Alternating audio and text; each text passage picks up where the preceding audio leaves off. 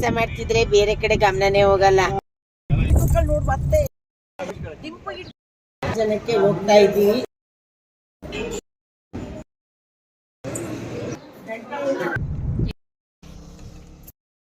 ನಮ್ಮ ಅತ್ತೆ ನಮ್ಮ ದೊಡ್ಡಮ್ಮಗೆ ಆಗ್ತಾ ಡ್ರಿಂಕಿಂಗ್ ವಾಟರ್ ಅಂತೆ. Hey guys, welcome back. ಎಲ್ಲ ಕೆಲಸ ಮಾಡ್ತಿದ್ರೆ ಬೇರೆ ಕಡೆ ಗಮನನೇ ಹೋಗಲ್ಲ. ಐ ಹೋಪ್ ನೀವೆಲ್ಲ ಚೆನ್ನಾಗಿದ್ದೀರಿ ಅಂತ ಭಾವಿಸ್ತಾ ನಾನು ಕೂಡ ಚೆನ್ನಾಗಿದ್ದೇನೆ. ಶೃಂಗೇರಿ ಶಾರದಮ್ಮ ಟೆಂಪಲ್ ನ ಎಕ್ಸ್ಪ್ಲೋರ್ ಮಾಡಿದ್ದಾಯ್ತು. ಮತ್ತೆ ನೆಕ್ಸ್ಟ್ ಎಲ್ಲಿ ಹೋಗೋದು ಅಂತ ನಿಮ್ಗೆ ಆಲ್ರೆಡಿ ಕ್ಯಾಪ್ಷನ್ ಅಲ್ಲಿ ಗೊತ್ತಾಗಿದೆ ಅಂತ ಅನ್ಕೊಂಡಿದೀನಿ. ಅದೇ ಕಣ್ರಿ, ಹೊರನಾಡು ಅನ್ನಪೂರ್ಣೇಶ್ವರಿ ದೇವಸ್ಥಾನಕ್ಕೆ ಹೋಗೋಣ ಅಂತ ಎಲ್ಲ ಹೊರಟ್ವಿ. ಲೆಟ್ಸ್ ಬಿಗಿನ್ ದ ಜರ್ನಿ ಅಂತ ಹೇಳುತ್ತಾ ನೋಡ್ತಾ ಇದ್ರ ದಟ್ಟ ಕಾಡು ಹಸಿರು ಸಖತ್ತಾಗಿದೆ ಮಾತ್ರ ವಾತಾವರಣ ಎಲ್ಲ. ಬಟ್ ಹಂಗೆ ಬಿಸಿಲು ಕೂಡ ದಗ ದಗ ಅನ್ನತಾ ಇದೆ. ನೇಚರ್ ನೋಡ್ತಾ ನೋಡ್ತಾ ದೇವಸ್ಥಾನ ಬಂದದ್ದೇ ಗೊತ್ತಾಗ್ಲಿಲ್ಲ. ನೋಡಬಹುದು, ಕಾರ್ ನ ಪಾರ್ಕ್ ಮಾಡಿದ್ವಿ. ಸಿಕ್ಕಾಪಟ್ಟೆ ಸ್ಪೇಸ್ ಇದೆ, ಹಾಗೆ ಸಿಕ್ಕಾಪಟ್ಟೆ ಒಳ್ಳೆ ಅರೇಂಜ್ಮೆಂಟ್ಸ್ ಇದೆ. ನೋ ಇಶ್ಯೂಸ್ ಆಯ್ತಾ. ಸೊ ಫೈನಲಿ ನಾವು ಬಂದೇ ಬಿಟ್ಟು ಈ ದೇವಸ್ಥಾನಕ್ಕೆ. ನೋಡ್ತಾ ಇದ್ದೀರಾ, ಒಳಗ್ ಹೋಗ್ತಾ ಇದ್ದೇವೆ. ವಿಡಿಯೋ ಮಾಡ್ತಾ ಮಾಡ್ತಾ ನಮ್ಮ ಅತ್ತೆನೂ ಕೂಡ ನಾನು ಸಪೋರ್ಟ್ ಮಾಡ್ತೇನೆ ಅಂತ ಅವರು ಹೇಳ್ತಾ ಇದ್ರು. ಸೊ ಫಸ್ಟ್ ನಾವು ಮೊದಲು ಭೋಜನವನ್ನ ಸ್ವೀಕರಿಸಿ ನಂತರ ತಾಯಿಯ ದರ್ಶನವನ್ನ ಪಡಿಬೇಕು ಅಂತ ಅವರು ಹೇಳ್ತಾ ಇದ್ರು ಸ್ನೇಹಿತರೆ. ಇಲ್ಲಾಂದ್ರೆ ತಾಯಿ ಕೋಪಗೊಳ್ತಾಳೆ ಅಂತ ಅವರು ಹೇಳಿದ್ರು. ಅದಕ್ಕೆ ನಾವು ಸೀದಾ ಹೊರಟದ್ದು ಎಲ್ಲಿಗೆ ಅಂತ ಹೇಳಿದ್ರೆ ಭೋಜನಾಲಯಕ್ಕೆ. ನೋಡ್ತಾ ಇದ್ದೀರಾ, ಒಂದೊಂದೇ ಮೆಟ್ಲು ಹತ್ತುತ್ತಾದ್ರೆ ಆಗ್ತಾ ಇಲ್ಲ ಅಂತ ಹೇಳ್ತಾ ಇದ್ದಾರೆ. ಸಿಕ್ಕಾಪಟ್ಟೆ ನಾಯ್ಸ್ ಇರೋದ್ರಿಂದ ವಾಯ್ಸ್ ನ ರೆಡ್ಯೂಸ್ ಮಾಡಿದಾನಿ. ಈಗ ಭೋಜನಕ್ಕೆ ಹೋಗ್ತಾ ಇದ್ದೀವಿ ಸರದಿ ಸಾಲಿನಲ್ಲಿ. ಅನ್ನವನ್ನ ಕೂಡ ವೇಸ್ಟ್ ಮಾಡ್ಬೇಡ್ರಿ. ಎಷ್ಟು ಕಷ್ಟಪಡ್ತಾನೆ ರೈತ, ಅದ್ರಿಂದ ಎಷ್ಟು ಶ್ರಮ ಇದೆ ಅಂತ ಹೇಳಿ ಅವರು ಪ್ರತಿ ಸಾರಿನೂ ಎಲ್ಲಾ ಕಡೆನೂ ಕಣ್ಣಿಗೆ ಕುಕ್ಕುವ ರೀತಿಯಲ್ಲಿ ಬೋರ್ಡ್ ಅನ್ನ ಹಾಕಿರ್ತಾರೆ. ಯಾಕಂದ್ರೆ ಕೆಲವೊಬ್ರು ಅನ್ನ ಎಷ್ಟು ಬೇಕೋ ಅಷ್ಟು ಹಾಕ್ಸ್ಕೊಳಲ್ಲ, ಹೆಚ್ಚಿಗೆ ಹಾಕ್ಸ್ಕೊಂಡ್ಬಿಡ್ತಾರೆ, ಹೆಚ್ಚಿಬಿಡ್ತಾರೆ. ಅದಕ್ಕೋಸ್ಕರ ದೇವಸ್ಥಾನ ಅಂತ ಅಲ್ಲ, ಮನೆಯಲ್ಲೂ ಕೂಡ ನಿಮಗೆ ಎಷ್ಟು ಬೇಕೋ ಅಷ್ಟನ್ನ ಅಷ್ಟೇ ಹಾಕ್ಸ್ಕೊಂಡು ಊಟ ಮಾಡಿ ಮತ್ತೆ ಬೇಕು ಅಂದ್ರೆ ಮತ್ತೆ ಹಾಕ್ಸ್ಕೋಬಹುದಲ್ಲ. ಸೊ ಫೈನಲಿ ನೋಡ್ಬೋದು, ನಾವು ಭೋಜನಕ್ಕೆ ಕೂತಾಯ್ತು. ವಿಡಿಯೋನ ಆದಷ್ಟು ಮಾಡಕ್ಕೆ ಟ್ರೈ ಮಾಡಿದ್ದೀನಿ.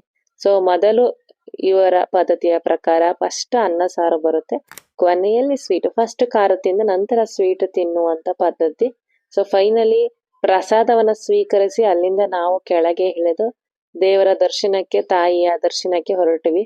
ನೋಡ್ತಾ ಇದ್ದೀರಾ, ಮೊದಲು ಭೋಜನವನ್ನು ಸ್ವೀಕರಿಸಿ ನಾವು ಸಂತೃಪ್ತರಾದ ಮೇಲೆನೆ ತಾಯಿಗೆ ತುಂಬಾ ಖುಷಿಯಿಂದ ನಮಗೆ ದರ್ಶನವನ್ನ ನೀಡ್ತಾಳೆ, ಒಳ್ಳೆದನ್ನ ಮಾಡ್ತಾಳೆ ಅಂತ ಹೇಳಿದ್ರು. ಸೊ ನೀವು ಮಾಮೂಲಿ ಬಸ್ಸಿಗೆ ಬರ್ತೇನೆ ಅಂತ ಹೇಳಿದ್ರು, ಬಸ್ಸು ಡೈರೆಕ್ಟ್ ಆಗಿ ನಿಲ್ಸುತ್ತೆ. ಅಲ್ಲೇ ನೋಡಿದ್ರಲ್ಲ, ಅಲ್ಲಿಂದ ನಾವು ಮುಂದ್ಗಡೆ ಬಂದ್ವಿ.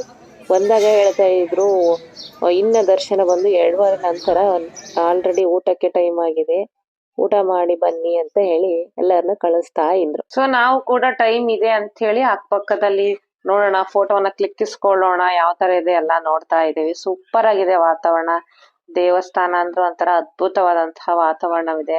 ಅಷ್ಟು ರಶ್ ಇರ್ಲಿಲ್ಲ ನಾವು ಹೋದಾಗ, ಹಾಗೆ ಪೀಸ್ಫುಲ್ ಆಗಿತ್ತು ದೇವಸ್ಥಾನ ಮಾತ್ರ. ತಾಯಿ ಅನ್ನಪೂರ್ಣೇಶ್ವರಿ ಅಮ್ಮನ ದೇವಸ್ಥಾನ ನೋಡ್ತಾ ಇದ್ದೀರಾ ನೀವು. ಶ್ರೀ ಕ್ಷೇತ್ರ ಹೊರನಾಡು ಎಷ್ಟು ಚಂದ ಚಂದ. ಹೊರಗಿಂದ ದರ್ಶನ, ಈಗ ನಿಮಗೇನಾದ್ರೂ ದರ್ಶನವನ್ನ ಮಾಡ್ಲಿಕ್ಕೆ ಸಮಯ ಆಗಿತ್ತು, ಟೈಮ್ ಇರ್ಲಿಲ್ಲ ಅಂತ ಹೇಳಿದ್ರೆ ಹೊರಗಡೆಯಿಂದನೇ ನೀವು ತಾಯಿಯ ದರ್ಶನವನ್ನ ನೇರವಾಗಿ ನೋಡಬಹುದು, ಪಡೆದುಕೊಳ್ಳಬಹುದು. ಆ ತಾಯಿಯ ಆಶೀರ್ವಾದ ಸಿಗುತ್ತೆ.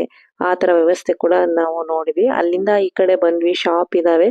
ಇಲ್ಲಿ ಶಾಪ್ಗೆ ಹೋಗ್ತಾ ಇದೀವಿ ಸ್ನೇಹಿತರೆ. ಇದು ಕೂಡ ಸೂಪರ್ ಆಗಿದೆ ಶಾಪ್. ಇಲ್ಲಿ ನೋಡ್ಬೋದು ನೀವು, ಪೂಜಾ ಸಾಮಗ್ರಿಗಳಾಗಿರ್ಬಹುದು, ಮನೆಗೆ ಡೆಕೋರೇಷನ್ ಗಾಗಿರ್ಬಹುದು, ಮತ್ತೆ ಹೂವಿನ ಹಾರಗಳು, ಪ್ಲಾಸ್ಟಿಕ್ ತರದನ್ನೇನಾದ್ರೂ ಕಾರಿಗೆ ಆಗ್ತಾ ಅಂತ ಹೇಳಿದ್ರೆ ನೋಡ್ಬೋದು ಎಷ್ಟು ಚೆನ್ನಾಗಿದೆ. ತಲೆ ಮೇಲೆ ಹೊಡೆದೋ ರೀತಿಯಲ್ಲಿ ಇದು ಡಿಸೈನ್ ಗಳೆಲ್ಲ ಮಾಡಿ ಇಟ್ಟಿದ್ದಾರೆ. ಮತ್ತೆ ಹಿತ್ತಾಳೆ ಸಾಮಗ್ರಿಗಳು, ಎಲ್ಲಾ ತರದ ಪೂಜೆಗೆ ರಿಲೇಟೆಡ್ ದೀಪಗಳಾಗಿರ್ಬೋದು, ಆರತಿ ತಟ್ಟೆ ಆಗಿರ್ಬೋದು, ದೇವರ ನೆಡಕ್ಕೆ ಪೀಠ ಆಗಿರ್ಬೋದು, ಪ್ರತಿ ಒಂದು A to Z ಸಿಗುತ್ತೆ ಸ್ನೇಹಿತರೆ. ಅಷ್ಟೇ ರೇಟ್ ಕೂಡ ಇರುತ್ತೆ. ನನಗಂತೂ ತುಂಬಾ ಇಷ್ಟ ಆಗಿದ್ದು ಅಂದ್ರೆ ಈ ಡಿಸೈನ್ ಆಗಿ ಮಾಡಿರೋಂತಹ ಮಾಲೆಗಳನ್ನ ನೋಡ್ತಾ ಇದ್ದೀರಾ, ಹಾರಗಳನ್ನ ನೋಡ್ತಾ ಇದ್ರೆ ಎಷ್ಟು ಸೂಪರ್ ಆಗಿದೆ, ಕಣ್ಣು ಕುಕ್ಕುವ ರೀತಿಯಲ್ಲಿ. ಸ್ವಲ್ಪ ಶಾಪಿಂಗ್ ಮಾಡ್ಕೊಂಡು ತಾಯಿಯ ದರ್ಶನವನ್ನ ಪಡ್ಕೊಂಡು ನಾವು ಹೊರಟಿದ್ದು ಮತ್ತೊಂದು ದೇವಸ್ಥಾನಕ್ಕೆ. ಬನ್ನಿ, ಯಾವ ದೇವಸ್ಥಾನ, ಎಲ್ಲಿ ಹೊರಟ್ವಿ ಎಲ್ಲವನ್ನ ವೀಕ್ಷಿಸೋಣ. ಹಂಗೆ ನೀವು ನಮ್ಮ ಚಾನಲ್ಗೆ ಹೊಸಬ್ರಾಗಿದ್ರೆ, ಇನ್ನು ಸಬ್ಸ್ಕ್ರೈಬ್ ಆಗಿಲ್ಲ ಅಂದ್ರೆ ಬೇಗ ಬೇಗ ಸಬ್ಸ್ಕ್ರೈಬ್ ಆಗಿ.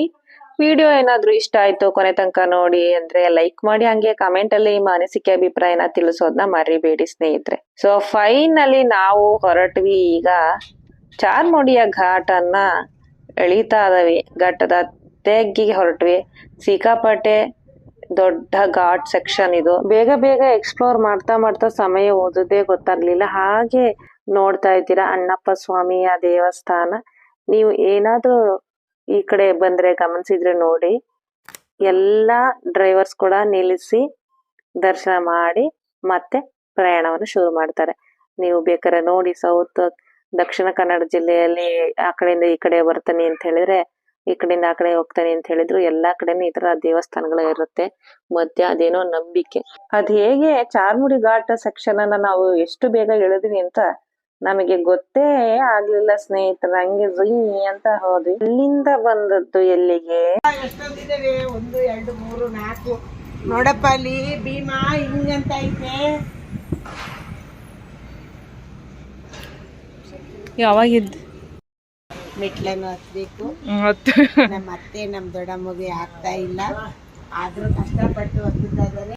ಸೊ ಅಲ್ಲಿಂದ ನಾವು ಬಂದದ್ದು ಶ್ರೀರಾಮ ಕ್ಷೇತ್ರಕ್ಕೆ ಸ್ನೇಹಿತರೆ. ಸ್ವಲ್ಪ ದೂರ, ಇದು ಧರ್ಮಸ್ಥಳಕ್ಕೆ ನಿಯರೆಸ್ಟ್ ಪ್ಲೇಸ್. ಸೊ ಇಲ್ಲಿ ನಾವು ದರ್ಶನಕ್ಕೆ ಬಂದ್ವಿ. ಇದು ಮಾತ್ರ ಸೂಪರ್ ಆಗಿದೆ. ಆಂಬಿಷನ್ ದೇವಸ್ಥಾನದ ಕಟ್ಟಡ ಹಾಗೆ ಸಖತ್ತಾಗಿದೆ. ನೀವೇನಾದ್ರೂ ಈ ಕಡೆ ನೋಡ್ತಾನೆ ಬಂದಾಗ ಅಂತ ಹೇಳಿದ್ರೆ ಆರಾಮಾಗಿ ಬರ್ಬೋದು. ನಾರ್ಮಲ್ ಬಸ್ಸಿಗೂ ಬಂದ್ರು ಸ್ಟಾಪ್ ಮಾತ್ರ ಕೊಡ್ತಾರೆ. ನಾವು ಲಾಸ್ಟ್ ಟೈಮ್ ಬಸ್ಸಿಗೆ ಬಂದಾಗ ಸ್ಟಾಪ್ ಕೊಟ್ಟಿದ್ರು. ಈ ತರ ದೇವಸ್ಥಾನ ಅಂತ ಹೇಳಿದ್ರೆ ಆರಾಮಾಗಿ ನೀವು ನೋಡ್ಕೊಂಡು ಹೋಗ್ಬಹುದು. ಸೊ ತುಂಬಾನೇ ಪ್ರಶಾಂತವಾಗಿದೆ, ಅದ್ಭುತವಾಗಿದೆ ದೇವಸ್ಥಾನ. ನೋಡ್ತಾ ಇದ್ದೀರಾ, ಎಲ್ಲಾ ತರದ ರಾಮ, ಸೀತೆ, ಹನುಮಂತ, ಎಲ್ಲಾ ನವಗ್ರಹಗಳು ಕೂಡ ಇದ್ದಾವೆ ಸ್ನೇಹಿತರೆ. ಹಾಗೆ ಸಾಯಿಬಾಬಾ, ಇಲ್ಲಿ ಪೂಜ್ಯ ಗಣ್ಯರು ಯಾರೆಲ್ಲ ಅವ್ರದ್ದು ಕೂಡ ಇದೆ. ತುಂಬಾನೇ ಚೆನ್ನಾಗಿದೆ. ಎಲ್ಲ ಸ್ಫಟಿಕದಲ್ಲೇ ಕೆತ್ತನೆಯನ್ನ ಮಾಡಿರುವಂತಹ ದೇವಸ್ಥಾನ. ಹೊರಾಂಗಣವನ್ನ ನೀವು ನೋಡ್ತಾ ಇದ್ದೀರಾ, ಹೊರಗಡೆ ಬರ್ತಾ ಇದ್ವಿ. ತುಂಬಾ ಪ್ರಶಾಂತವಾಗಿದೆ, ಅದ್ಭುತವಾಗಿದೆ, ಸಿಕ್ಕಾಪಟ್ಟೆ ಸ್ಪೇಷಿಯಸ್ ಆಗಿದೆ. ನೋಡ್ತಾ ಇದ್ದೀರಾ ನೀವು. ದೇವಸ್ಥಾನದ ಆಚೆ ನಾವು ಬರ್ತಾ ಇದೀವಿ. ಏನಾದ್ರೂ ಮಕ್ಕಳಿಗೆ ಜಾತ್ರೆಯಲ್ಲಿ ಏನಾದ್ರೂ ಕೊಡಿಸ್ಬೇಕು ಆಟಿಕೆಗಳನ್ನ ಅಂದ್ರೆ ಪಕ್ಕದಲ್ಲೇ ಆಟಿಕೆಗಳನ್ನ ಕೂಡ ಇಟ್ಟಿದ್ದಾರೆ. ಆರಾಮಾಗಿ ನೀವು ಬೈ ಮಾಡಬಹುದು. ಸೊ ನಾವು ಈಗ ಹೊರಗಡೆ ಹೋಗ್ತಾ ಇದ್ದೇವೆ, ಆಚೆ ಬರ್ತಾ ಇದ್ದೇವೆ ದೇವಸ್ಥಾನದಿಂದ ಆಚೆ. ಅಲ್ಲಿ ನೋಡಿದ್ರೆ ನೀವು ನಾಗಪ್ಪನ ನೋಡ್ತಾ ಇದೀರಾ. ಅಲ್ಲಿ ನಾಗ ದೇವತೆಗಳನ್ನ, ನವಗ್ರಹಗಳನ್ನ ಕೂಡ ಇಟ್ಟಿದ್ದಾರೆ.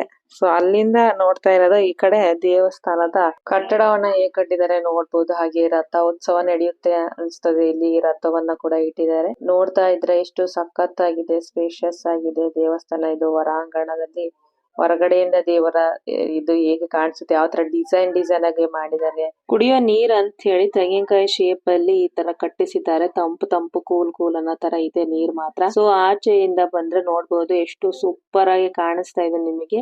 ಒಟ್ಟಾರೆ ತುಂಬಾ ಚೆನ್ನಾಗಿದೆ ದೇವಸ್ಥಾನ ಮಾತ್ರ. ರಸ್ತೆ ಬದಿಯಲ್ಲೇ ಇರೋದ್ರಿಂದ ನಿಮಗೆ ಆರಾಮಾಗಿ ಈ ದೇವಸ್ಥಾನಕ್ಕೆ ಸ್ಟಾಪ್ ಕೊಡಿ ಅಂದ್ರೆ ಗೌರ್ಮೆಂಟ್ ಬಸ್ ಆಗಿರ್ಬೋದು, ಲೋಕಲ್ ಬಸ್ ಆದ್ರೂ ಆರಾಮಾಗಿ ಸ್ಟಾಪ್ ಅನ್ನ ಕೊಡ್ತಾರೆ. ಆರಾಮಾಗಿ ಬಂದು ದರ್ಶನವನ್ನ ಪಡೆದುಕೊಂಡು ನೀವು ಧರ್ಮಸ್ಥಳಕ್ಕೆ ಹೋಗ್ಬೋದು, ಶಿವಮೊಗ್ಗದಿಂದ ಬರ್ತಾನೆ ಅಂತ ಹೇಳಿದ್ರೆ. ಇದಾಗಿತ್ತು ಇವತ್ತಿನ ವಿಶೇಷ ಸ್ನೇಹಿತರೆ. ಮತ್ತೆ ಸಿಗೋಣ ಮುಂದಿನ ವಿಡಿಯೋದಲ್ಲಿ. ಇಲ್ಲಿಂದ ನಾವು ಹೊರಟಿದ್ದು ಧರ್ಮಸ್ಥಳಕ್ಕೆ. ಅಲ್ಲಿ ಏನೇನಾಯ್ತು ಎಲ್ಲವನ್ನ ತಿಳಿದುಕೊಳ್ಳೋಣ. ಅಲ್ಲಿವರೆಗೂ ನಮ್ಮ ಚಾನಲ್ ನೋಡ್ತಾರೆ, ಸಪೋರ್ಟ್ ಮಾಡ್ತಾರೆ. Thank you, bye.